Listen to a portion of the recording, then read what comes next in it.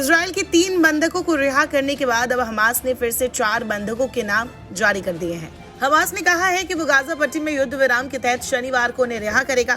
Israel की ओर से नामों की तत्काल पुष्टि नहीं हो पाई है।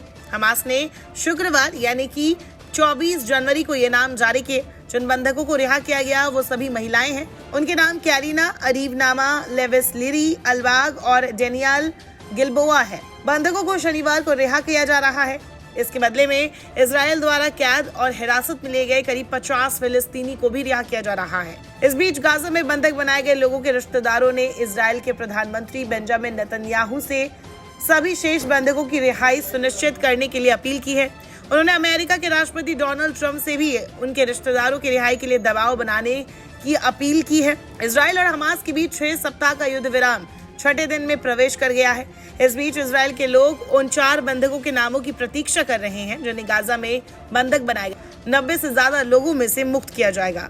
हमास ने इस बारे में कोई सटीक जानकारी नहीं दी है कि कितने बंधक अभी जीवित हैं। युद्ध विराम समझौते के पहले चरण में इजराइल द्वारा पकड़े गए सैकड़ों फिलिस्तीनी कैदियों के बदले में 33 बंधकों को क्रमिक रूप से मुक्त किए जाने की उम्मीद है।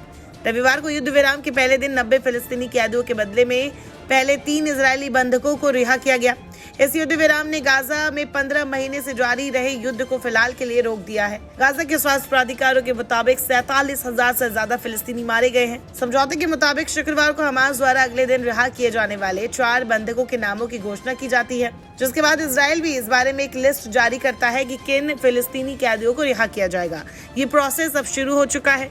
बहरहाल एक्सपर्ट्स मानते हैं कि जिस तरीके से हमास एक साथ इजरायली बंधकों के नामों की लिस्ट जारी नहीं कर रहा है, इसके पीछे उसकी कोई चाल हो सकती है, क्योंकि कई रिपोर्ट्स में बताया गया है कि इजराइल के दबाव के बाद भी हमास ये लिस्ट जारी नहीं कर रहा है कि आखिरकार कितने बंधक कुल मिलाकर वहां बचे हुए हैं और कितने मारे जा चुके हैं।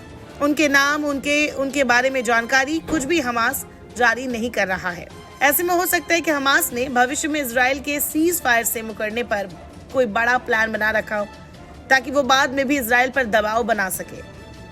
खैर, सच्चाई जो भी हो, नियत जो भी हो, भले ये युद्ध विराम अस्थिर हो, लेकिन इससे गाजा वासियों को कुछ राहत जरूर मिली है। ताजा लिस्ट में शामिल ये महिलाएं 2023 में गाजा सीमा के पास इजराइल के एक सैन्य अड्डे से अगवा कर ली गई थी।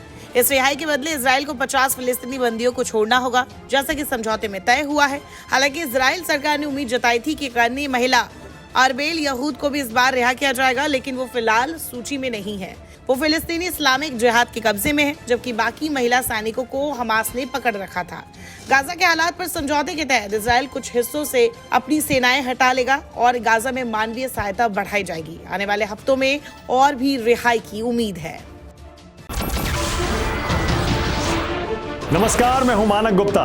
अगर आपको हमारा ये वीडियो पसंद आया हो तो इसे लाइक और शेयर जरूर करें, और हाँ, हमें सब्सक्राइब और फॉलो करना ना भूलें, ताकि आप देश और दुनिया की कोई खबर मिस ना करें। तो जुड़े रहिए हमारे साथ और देखते रहिए न्यूज़ 24।